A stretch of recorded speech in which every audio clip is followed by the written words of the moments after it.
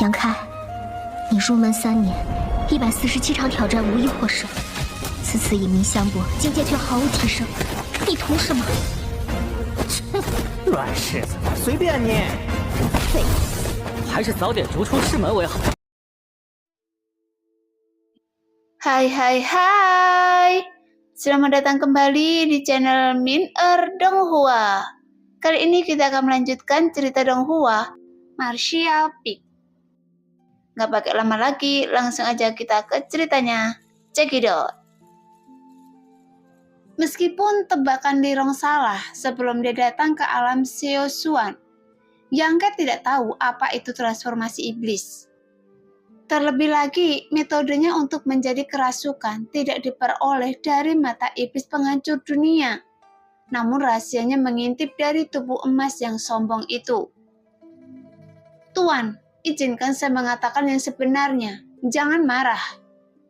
Lirong menutup mulutnya dan tersenyum lembut. Mengamati ekspresi Yang Ke, mendengar itu Yang Ke mengangkat bahu.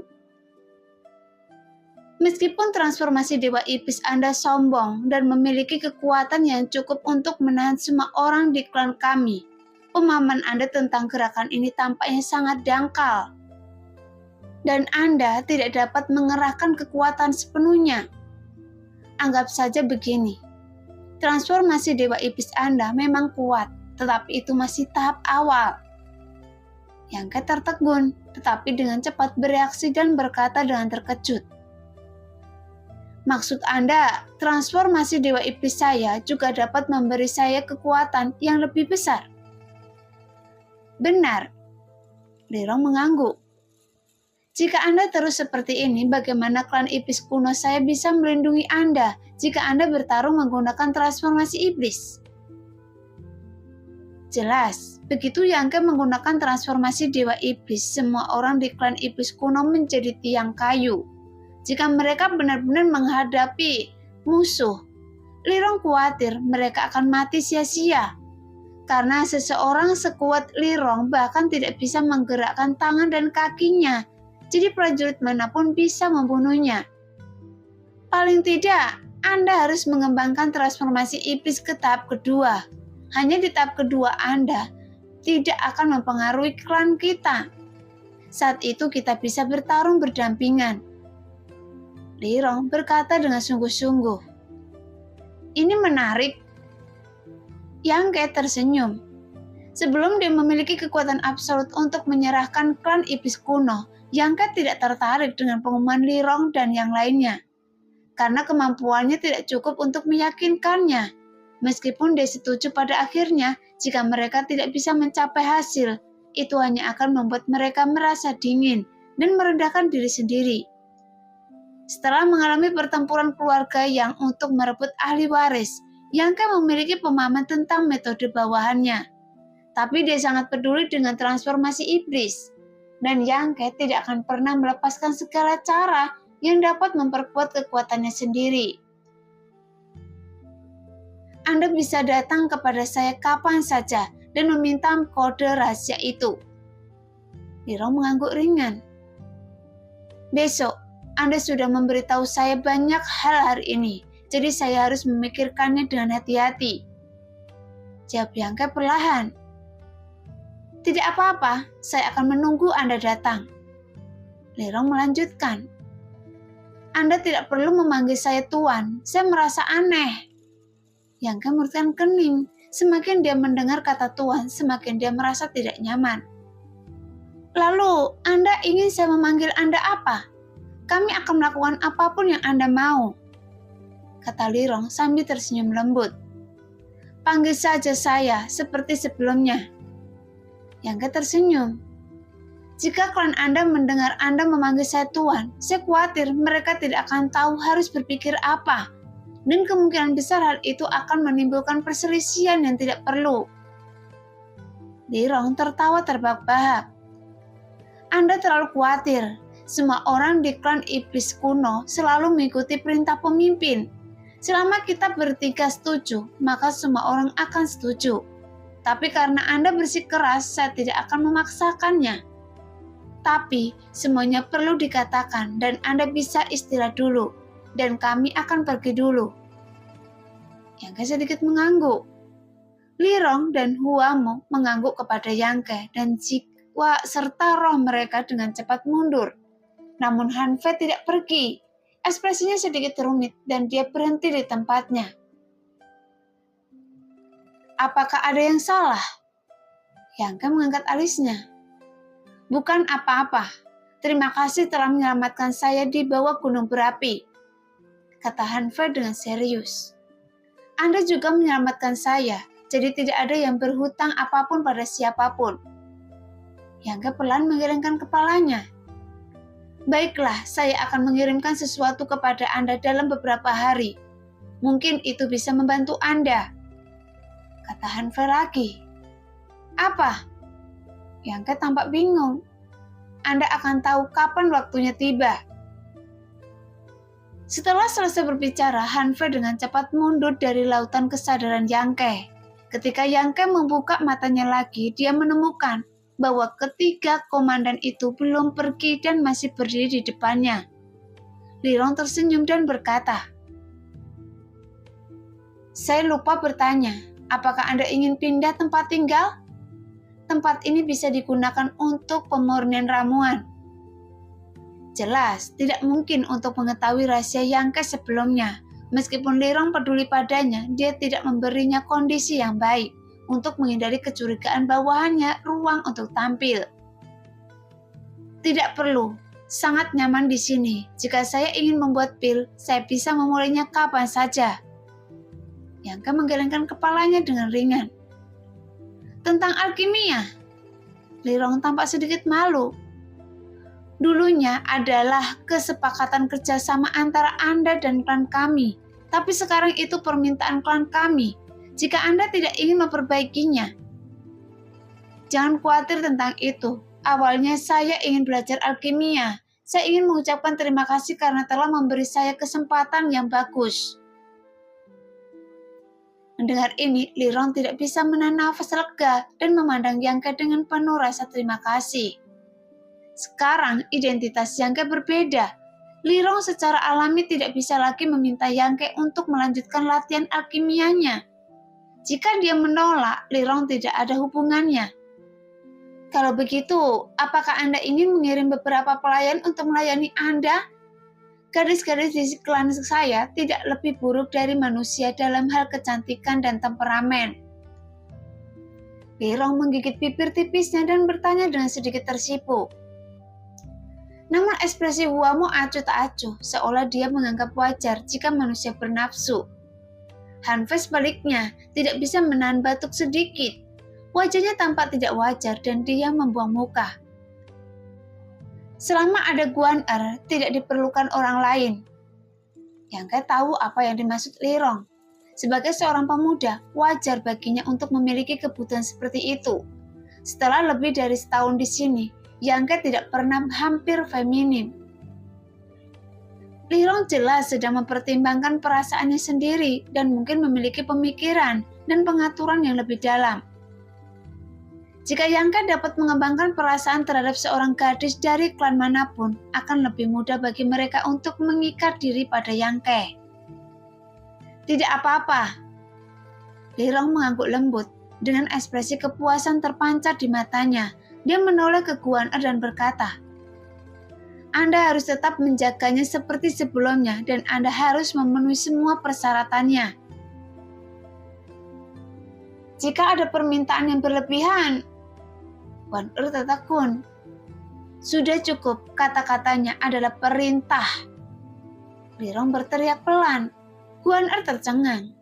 Terakhir kali dia dikirim untuk menjaga Yang Ke. Lirong memberitahunya bahwa selama tuntunan manusia ini tidak berlebihan, dia akan berusaha sebaik mungkin untuk memuaskannya. Tetapi sekarang, dia harus memuaskan apapun tuntutan. Sekarang sikap Nona Li terhadap manusia ini sungguh berbeda. Ketika Guan kehilangan akal sehatnya, Lirong dan yang lainnya sudah pergi. Ketika dia sadar, hanya Yang Ke dan dia yang tersisa di ruangan batu. Dan dia tidak bisa menahan diri untuk tidak mendengus. Dan berjalan seperti harimau kecil dengan gigi terbuka. Menggetakkan gigi dan berkata, Anda bajingan, apa yang Anda katakan kepada tuanku? Mengapa dia begitu ingin menjaga Anda sekarang? Saya tidak mengatakan apa-apa, hanya mengobrol santai. Jawab Bianca dengan acuh tak acuh. Manusia memang berbahaya dan licik. Guan Er memandangnya dengan tidak percaya dan kemudian mendengus. Tuanku berkata bahwa untuk memenuhi permintaan Anda tidak akan membuat permintaan yang tidak tahu malu, kan? Tidak akan. Bianca mendengus dingin. Benarkah? Saya tidak percaya pada Anda. Bersumpahlah dan tunjukkan pada saya. Mendengar apa yang dikatakan Guan Er, Bianca menarik nafas dalam-dalam dan merasakan sakit kepala karena obrolan gadis itu yang tidak ada habisnya. Setelah memikirkannya, dia mengeluarkan kristal dan menyerahkannya kepada Guan Er. Mainkan sendiri, jangan ganggu saya. Guan Er memasang ekspresi meremehkan di wajahnya. Anda ingin menyuap saya hanya dengan sepotong kristal. Apakah Anda terlalu meremehkan orang lain? Bianca menyerahkan sepotong lainnya dan Guan Er dengan senang hati mengambilnya dan menghilang dengan gembira, sehingga ruangan batu itu tiba-tiba menjadi kosong. Memikirkan kembali percakapannya dengan 3 komandan di Laut Kesadaran, Bianca masih merasa sedikit tidak nyata. Selama setahun terakhir, meskipun dia berkonsentrasi mempelajari alkimia, dia juga selalu memikirkan masa depan dan rencananya. Tidak mungkin dia dipenjara di sini oleh klan iblis kuno selama sisa hidupnya. Tanpa diduga, perubahan tak terduga memberinya kendali penuh atas situasi tersebut. Dengan cara ini, dia tidak perlu lagi khawatir apakah dia akan dipenjara. Tapi Bianca tidak tahu seberapa kredibel perkataan Lirong. Tetapi Bianca merasa wanita ini tidak perlu menipunya karena tidak ada gunanya menunjukkan kelemahan dan kebaikan seperti itu. Bagaimanapun, alam bawah sadar Bianca masih sedikit mempercayainya. Tetapi karena percakapan ini, Bianca memahami banyak pertanyaan yang telah dia pikirkan selama bertahun-tahun. Setidaknya, dia mengerti bahwa pemilik asli dari buku hitam tanpa kata-katanya adalah Dewa Iblis Besar. Lagi pula, buku hitam tanpa kata itu diperoleh secara tidak sengaja oleh Bianca. Awalnya bentuknya hanya sebuah bantal. Namun tindakan pantang menyerah dalam tidurnya memungkinkan dia untuk membuka misteri buku hitam tanpa kata itu. Alasan mengapa Bianca dapat menentukan bahwa pemilik asli buku hitam ini adalah Dewa Iblis Besar karena kejadian masa lalu yang diceritakan Han Fei kepadanya beberapa hari yang lalu. Dia mengatakan bahwa saat itu Dewa Iblis Besar mendapat sepotong besar batu jiwa entah dari mana dan tidak tahu di mana itu digunakan. Hanya beberapa sisa yang tersisa. Itu dicampur dengan bahan berharga lainnya dan dimurnikan menjadi 4 bagian cincin ruang dikendalikan oleh 4 komandan. Sekarang tampaknya bongkahan besar batu jiwa yang diperoleh Dewa Iblis Besar saat itu digunakan untuk membuat buku hitam tanpa kata-kata.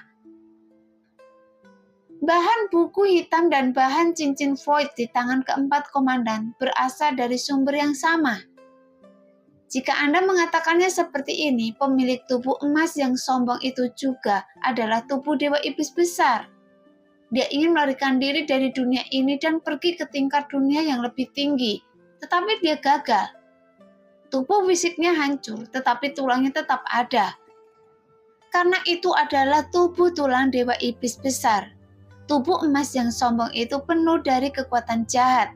Teknik tubuh emas yang bangga, pembakar dupa. Teknik yang sejati, seri susu roh 10.000 obat, dan mata iblis penghancur dunia semuanya diatur oleh Dewa Setan Besar. Namun jalur pertumbuhan Bianca agak lolos dari pengaturannya. Saat itu di lembah Yowang, dia mendapatkan rahasia alkimia yang sebenarnya, yang bukan merupakan apa yang ingin diberikan oleh Dewa Iblis Besar kepadanya. Mungkin Dewa Iblis Besar berharap penerusnya dapat dengan sepenuh hati mencapai puncak seni bela diri dan tidak terganggu oleh permurnian obat. Sambil berpikir, mata Bianca berbinar dan dia tiba-tiba teringat sesuatu. Guan Er pernah memberitahunya bahwa seorang alkemis papan atas pernah muncul di klan iblis kuno mereka yang tak tertandingi oleh alkimia manapun. Dari sudut pandang ini, alkemis ini juga iblis yang hebat. Kalau tidak, dari mana dia mendapatkan rahasia alkimia yang sebenarnya? Meskipun ini hanya tebakan, namun itu sangat mungkin. Sekarang mata Yangke bersinar, pikirannya berputar dengan cepat, dan dia dengan hati-hati memilah informasi yang dia miliki, dan pikirannya perlahan menjadi jernih. Nonali, meskipun dia memiliki mata iblis penghancur dunia, apakah tidak terlalu terburu-buru untuk menyerahkan klan kita kepadanya, hanya berdasarkan hal ini? Setelah meninggalkan ruangan batu, Huamo tiba-tiba berkata dengan suara yang dalam, dengan ekspresi khawatir di wajahnya. Meskipun Huamo cukup bersemangat saat melihat mata iblis penghancur dunia, setelah mempertimbangkannya dengan cermat, dia masih merasakan keputusan Li Rong tidak pantas. Yah, ada banyak keraguan tentang dia. Jika hanya mata iblis penghancur dunia, itu tidak dapat memastikan apapun. Yang paling penting adalah dia adalah manusia. Han Fei juga mengangguk sedikit, menyetujui kata-kata Huamo. Li Rong tersenyum tipis.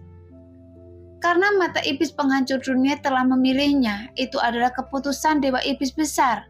Kita hanya perlu mengikuti instruksi nenek moyang kita. Terlebih lagi, sekarang dia adalah manusia. Di masa depan kami tidak bisa memastikannya. Huamo dan Han Fei tercengang saat mendengar ini. Namun penampilannya cukup memuaskan. Huamo merenung sejenak dan mengangguk. Saya pikir dia hanya seorang pemuda yang energik. Seperti dia akan segera gembira ketika dia mendengar bahwa klan iblis kuno akan melayaninya dengan setia dan langsung setuju.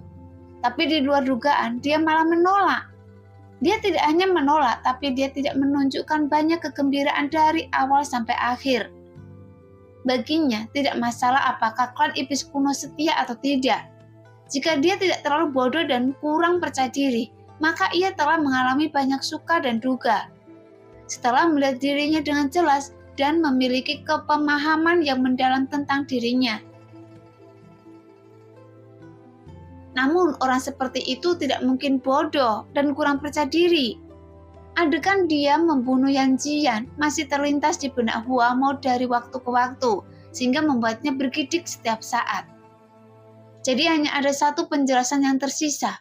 Dia memiliki pemahaman yang sangat jelas tentang dirinya sendiri, dan tidak akan membuat keputusan terburu-buru sebelum dia benar-benar yakin.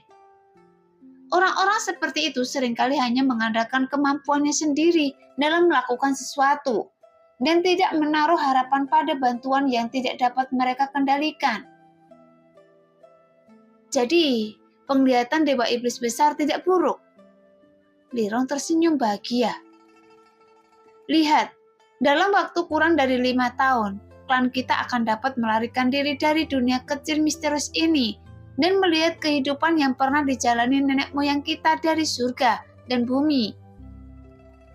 Huamo dan Han Fei tampak terkejut.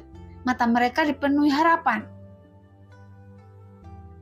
Berapa tahun telah berlalu? Setidaknya beberapa ribu tahun telah berlalu sejak Dewa Iblis Besar menyegelnya di dunia kecil misterius ini. Dunia telah lama melupakan bahwa pernah ada ras yang mengabdikan pada Dewa Iblis Besar dan merupakan pelayanannya yang paling setia. Tercatat dalam karya klasik matahari, bulan, bintang, sungai, dan lautan hanya dapat dibayangkan oleh anggota klan itu sendiri. Tidak ada yang pernah melihat pemandangan ajaib itu. Jadi impian seumur hidup setiap anggota klan adalah pergi dari sini. Pergi keluar dan mengalami hal-hal indah. Saya berharap akan ada hari seperti itu dalam hidup saya. Huamo menarik nafas dalam-dalam untuk menenangkan kegembiraan.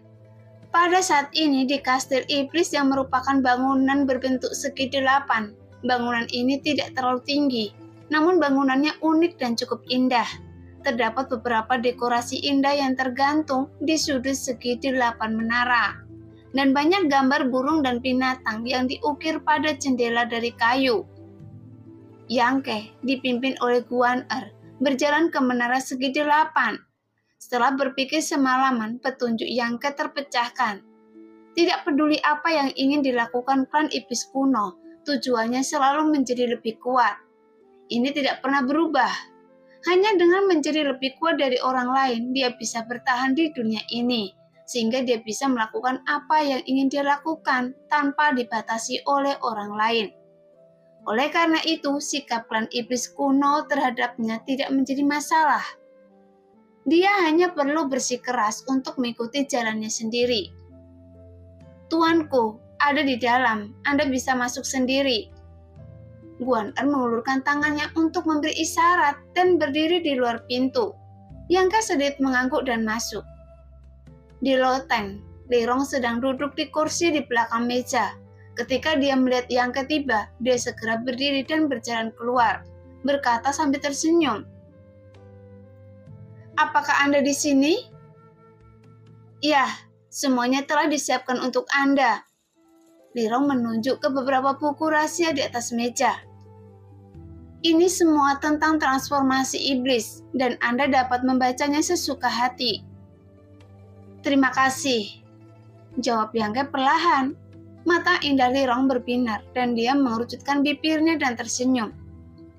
Saya dapat menuruti permintaan Anda dan tidak memanggil Anda Tuan, tetapi Anda tidak harus bersikap sopan kepada kami, karena ini sepertinya terlalu asing.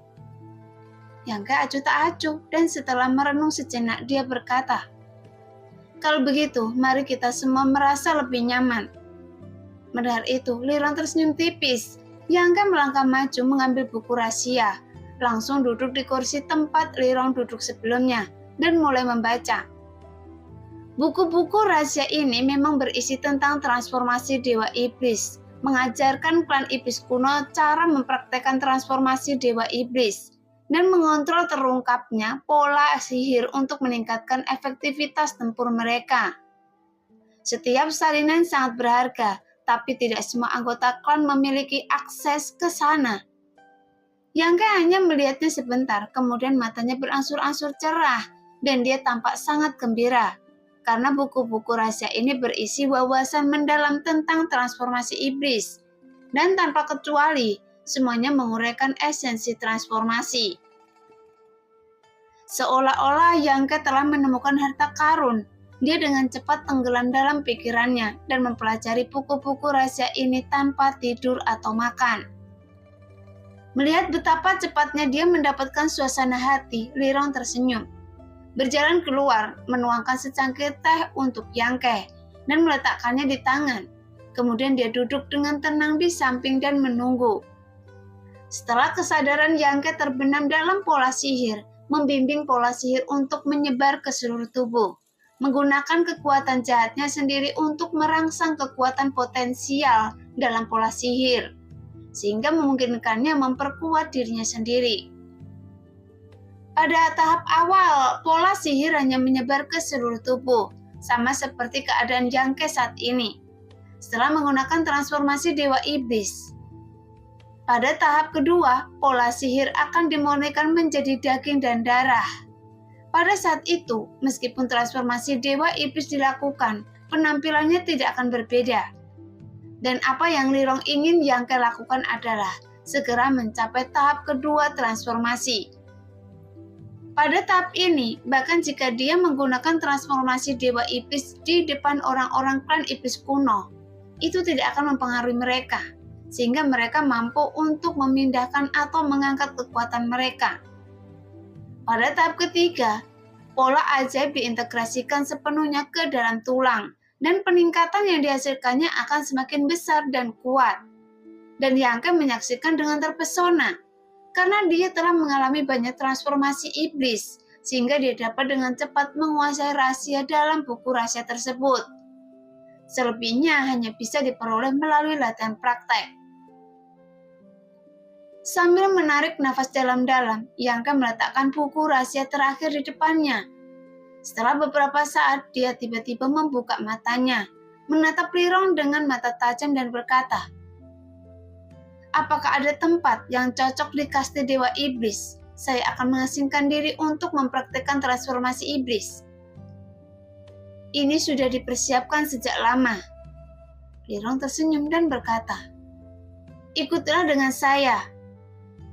Setelah mengatakan ini, dia berjalan ke rak buku di samping, dan dengan jentikan tangannya, rak buku itu berputar, memperlihatkan sebuah pintu yang mengarah langsung ke tanah. Lirong menunduk dan berjalan masuk, diikuti oleh Yang Ke. Seharusnya ada ruang rahasia di bawah. Ada opor yang tersebar di kedua sisi lorong, dan cahayanya tidak gelap. Setelah berjalan lama, sebuah ruang rahasia yang besar dan kosong tiba-tiba muncul di mata Yang Ke. Ruang rahasia ini lebih besar dari ruang batu yang dia gunakan untuk membuat alkimia. Di dekat tepinya ada batu-batu gelap berdiri di sekelilingnya, samar-samar, dan Yang Ke mendeteksi sedikit energi tidak jelas dari batu-batu itu. Ini adalah tempat di mana saya biasanya berlatih seni bela diri. Jika Anda di sini, Anda dapat dengan aman dan berani melakukan transformasi iblis tanpa khawatir akan mempengaruhi orang-orang saya. Lirong menjelaskan dengan lembut sambil menunjuk ke pilar batu hitam dan berkata, "Itu adalah batu hitam yang secara alami mampu memenjarakan transmisi energi. Saat Anda masuk, saya akan membuat penghalang untuk Anda."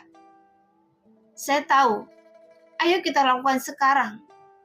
Yang Ke tidak sabar, dan begitu dia selesai berbicara, sosoknya bergegas keluar dan mendarat dengan mantap di tengah.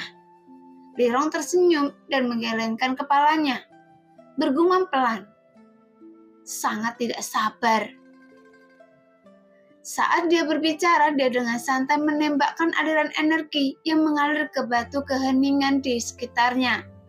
Segera penghalang transparan berbentuk setengah lingkaran tiba-tiba menyelimutinya, sehingga penghalang menyelimuti seluruh area yang dilingkari oleh batu keheningan. Yang Ke memandang Lirong dari kejauhan, dan Lirong sedikit mengangguk. Yang Ke melepas bajunya, kemudian duduk bersila, mengulurkan jari tengah tangan kanannya dan menunjuk ke dahinya. Terpesona. Dunia bergetar, dan penghalang yang dibentuk oleh batu sunyi menghasilkan riak-riak dalam lingkaran. Kemudian garis-garis ajaib gelap dengan cepat muncul di tubuh bagian atas telanjang Yang Ke. Garis-garis ajaib ini seperti ular pintar, memanjat ke seluruh tubuhnya, membentuk pola kompleks yang penuh dengan perasaan mengerikan. Segera kekuatan energi dan darah meningkat pesat, dan kekuatan bertarung Yang Ke juga meningkat pesat. Sekarang Yang Ke jelas merasakan betapa kuatnya dia saat ini. Di kejauhan, Lirong juga memiliki cahaya yang tidak biasa di matanya yang indah. Dia menatap kosong dan bergumam, "Tentu saja ada sesuatu yang berbeda." Meskipun transformasi iblis Yang Ke dan transformasi iblis klan iblis kuno tampak serupa, tapi Lirong masih menyadari perbedaannya. Transformasi iblis anggota klan iblis biasa tidak dapat mencangkup area seluas itu, bahkan jika orang sekuat Lirong. Ketika transformasi iblis digunakan, hanya perut, dada, dan leher, dan wajah yang akan ditutupi oleh pola iblis. Tetapi punggung manusia ini, pola sihir muncul pada semua tubuhnya. Dan dilihat dari kondisi pinggangnya, dia juga pasti memiliki pola sihir di tubuh bagian bawahnya. Sekarang, pola sihir Yang Ke telah dikerahkan sepenuhnya, dan ini adalah transformasi dewa iblis yang paling ortodoks. Jadi penemuan ini membuat Lirong sangat iri. Di dalam penghalang, Yang Ke dengan hati-hati merasakan perubahan di tubuhnya, mengenali jejak pola sihir di tubuhnya, membenamkan pikirannya, mengendalikan pola sihir dan ingin memasukkannya ke dalam tubuhnya dan membakarnya ke dalam daging dan darahnya. Begitu dia berhasil membakar pola ajaib ke dalam daging dan darahnya dan mengintegrasikannya ke dalam darahnya, dia akan berhasil mencapai tahap kedua, dan kekuatannya akan meningkat pada saat itu. Tapi ini adalah pekerjaan yang sangat sulit. Jadi sikap Yang Ke sangat teliti dan fokus. Waktu telah berlalu cepat. Lebih dari 10 hari kemudian, sosok cantik muncul di ruang rahasia bawah tanah. Lirong yang telah memperhatikan kemajuan Yang Ke berbalik dan melihat bahwa Han Fei juga ada di sini. Mengangguk sedikit, Lirong mengalihkan perhatiannya kembali ke Yang Ke. Mengapa dia melepas semua pakaiannya? Han Fei melirik Yang Ke di penghalang. Wajahnya memerah dan dia bergumam tidak puas. Sangat mudah untuk mengamati kemajuan pola sihir. Lirong tersenyum. Apa yang Anda takutkan? Ada perbedaan usia antara kita dan dia. Tidak ada apa-apa, meskipun dia melepas pakaiannya. Han Fei tampak sedikit tidak wajar dan bertanya dengan lembut. Bagaimana kemajuannya? Tidak buruk. Lirong mengangguk puas. Setidaknya dia bisa menyerap beberapa pola ajaib ke dalam daging dan darahnya dalam 1 bulan. Dia hampir mencapai tahap kedua. Sangat cepat. Han Fei sangat terkejut. Jadi, penglihatan Dewa Iblis besar tidak buruk. Jika kualifikasinya membosankan, bagaimana Dewa Iblis bisa mempercayakan mata iblis penghancur dunia? Saya meremehkannya. Han Fei mengangguk dengan berat. Dulu, saya mengira dia hanyalah seseorang yang beruntung. Kalau begitu, inilah waktunya untuk melihatnya lagi. Klan saya mungkin akan bekerja di bawahnya di masa depan. Lirong tertawa dan tiba-tiba melihat kotak giok di tangan Han Fei dengan aneh. Apa yang Anda bawa ke sini?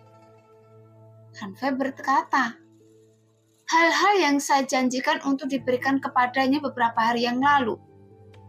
Setelah mengatakan ini, Han Fei mengulurkan tangan dan membuka kotak giok, kemudian dengan cepat menutupnya kembali. Melihat itu, Lirong tidak bisa menahan diri untuk tidak menutup mulutnya dan berkata dengan heran, bukankah ini sayap angin dan guntur? Mengapa Anda memberikan ini padanya? Dia mungkin bisa memperbaiki hal ini. Han Fei tersenyum sedikit. Mengapa Anda mengatakan itu? Bahkan kita tidak dapat memperbaiki hal ini. Lirong bertanya dengan rasa ingin tahu. Jelas, sayap angin dan guntur adalah sepasang sayap aneh yang berisi hukum surga. Dan dia tidak tahu senior klan iblis kuno mana yang mendapatkannya, apalagi asal-usulnya. Sebelumnya, Han Fei telah mencoba menyempurnakan sepasang sayap angin dan guntur ini selama bertahun-tahun. Tetapi setiap kali dia mencoba selalu gagal. Sepasang sayap angin dan guntur ini sangat berharga dan merupakan salah satu dari sedikit harta klan iblis kuno. Bahkan Lirong juga mencoba memperbaikinya saat itu, tetapi ditolak oleh sayap angin dan guntur seperti Han Fei. Dan pada akhirnya, mereka harus menyerah. Tanpa diduga, Han Fei benar-benar membawa barang ini dan ingin memberikannya kepada Yang Ke. Meskipun kita tidak bisa menyempurnakannya, tapi dia mungkin tidak bisa memurnikannya, karena dia juga memiliki sepasang sayap yang berisi hukum surga. Dia juga punya. Lirong kaget. Iya. Han Fei mengangguk ringan dan segera menceritakan apa yang terjadi di bawah gunung berapi, sehingga mata indah Lirong berbinar ketika dia mendengar ini, dan dia merenung lama sebelum berkata, kalau begitu sangat mungkin baginya untuk menjadi beradab, tetapi apakah dia bersedia melakukannya? Sepertinya Anda tidak berpikir bahwa Anda sangat menyukainya, kan? Han Fei sedikit tersenyum. Bagaimanapun, tidak apa-apa membiarkannya. Jika dia tidak bisa memperbaikinya, dia tidak memiliki kemampuan. Jika dia bisa memperbaikinya, maka saya akan berterima kasih atas anugerah penyelamatan nyawa saya. Terlebih lagi, karena dialah klan kita dapat memperoleh batu kristal dalam jumlah seperti itu. Dibandingkan dengan perkembangan klan kita, sayap angin dan guntur ini bukanlah apa-apa. Benar. Lirong mengangguk sedikit. Tunggu sampai dia keluar. Dilihat dari postur tubuhnya, dia tidak akan menyerah sampai dia mencapai kultivasi tahap kedua. Mendengar itu, Han Fei tersenyum tipis dan tidak berkata apa-apa lagi. Dia dan Lirong berdiri di kejauhan dan menunggu dengan tenang. Hanya saja penampilan mereka sedikit berbeda. Yang satu dewasa dan montok, yang satu lagi sedingin es. Jika dua wanita cantik yang berdiri bersama, itu akan cukup menarik perhatian. Hanya saja Yang Ke tidak tahu sama sekali keberadaan mereka. karena seluruh pikirannya benar-benar tenggelam dalam garis ajaib, dan dia mencoba yang terbaik untuk mengendalikan garis ajaib. Daging dan darahnya menggeliat, dan garis ajaib itu tercetak. Memang benar, sebelumnya tidak ada waktu untuk Yangke berlatih. Jadi Yangke hanya memperhatikan kemajuan transformasi dewa iblisnya dan tidak tahu sudah berapa lama berlalu. Sekarang kemajuannya sedikit demi sedikit dan meskipun lambat, Yangke cukup senang. Dia akhirnya mampu mengendalikan pola sihir secara efektif. Sebulan berlalu dengan tergesa-gesa dan Lirong serta Han Fei yang menunggu di luar penghalang, tapi tidak menunjukkan tanda-tanda kecemasan. Meskipun melakukan transformasi dewa iblis dapat membawa peningkatan besar dalam kekuatan klan iblis kuno, hal itu juga memberikan beban yang berat pada tubuh. Hanya dengan tubuh yang kuat dari klan iblis kuno, mereka dapat mempertahankannya. Tapi anggota biasa setelah melakukan transformasi dewa iblis hanya bisa mempertahankannya selama 1 jam sebelum mencapai batasnya. Bahkan orang sekuat Lirong, dia tidak mungkin mempertahankannya tanpa batas waktu. Tapi Yangke melakukannya. Sejak dia menggunakan transformasi iblis 1,5 bulan yang lalu, dia belum menghilangkan pola iblis itu sampai sekarang. Kekuatan fisiknya tampaknya telah melampaui ras manapun, dan bahkan klan iblis kuno tidak dapat menandinginya. Aneh sekali.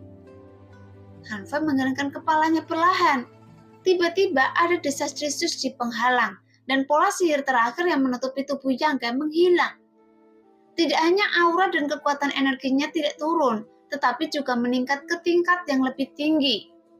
Melihat itu, mata indah Lirong berbinar dan dia berseru, "Sukses!" Setelah 1,5 bulan pelatihan tanpa gangguan, Yangke akhirnya mencapai tahap kedua dalam berlatih transformasi dewa iblis dan membakar pola iblis ke dalam daging dan darahnya. Setelah mengatakan ini, Lirong melambaikan tangannya untuk membubarkan penghalang batu penghening terlarang. Sebelumnya, saat tekanan kekerasan transformasi dewa iblis Yangke menghantam mereka secara langsung, Lirong serta Han Fei tidak dapat menahannya. Tapi sekarang, meskipun tekanan ini kuat, itu tidak akan lagi menahan kekuatan klan iblis kuno, kecuali Yangke menunjukkan pola sihirnya lagi. Dengan kata lain, dia memiliki kemampuan tawar untuk menawan klan iblis kuno kapan saja. Nah, demikianlah cerita hari ini. Terima kasih yang sudah menonton video Min Earth sampai selesai. Sampai jumpa di video selanjutnya. Bye-bye.